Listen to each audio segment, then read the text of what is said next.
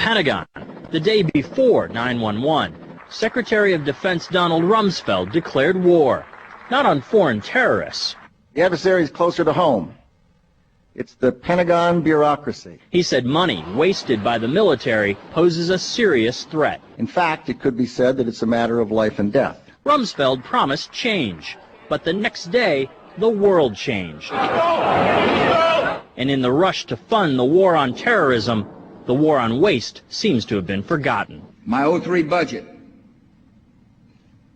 calls for more than $48 billion in new defense spending. More money for the Pentagon when its own auditors admit the military cannot account for 25% of what it already spends. According to some estimates, we cannot track $2.3 trillion in transactions. $2.3 trillion with a T.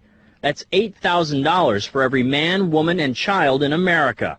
To understand how the Pentagon can lose track of trillions, consider the case of one military accountant who tried to find out what happened to a mere $300 million. We know it's gone, but we don't know what they spent it on.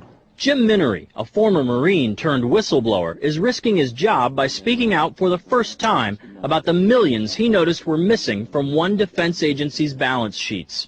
Minery tried to follow the money trail, even crisscrossing the country looking for records. The director looked at me and he says, "Why do you care about this stuff?" It took me aback, you know. My supervisor asked me why I care about doing a good job. So. He was reassigned and says officials then covered up the problem by just writing it off. They got to cover it up. That's where the corruption comes in. They've got to cover up the fact that they can't do the job. The Pentagon's Inspector General partially substantiated several of Minery's allegations, but could not prove officials tried to manipulate the financial statements. 20 years ago, Pentagon employee Franklin C. Spinney made headlines exposing what he calls the accounting games.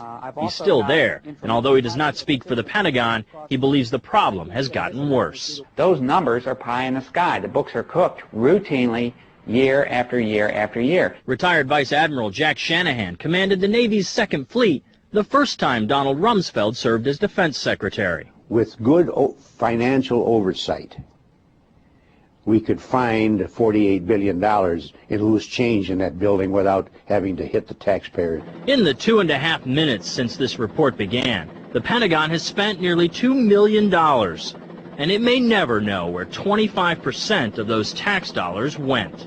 In Los Angeles, I'm Vince Gonzalez for Eye on America.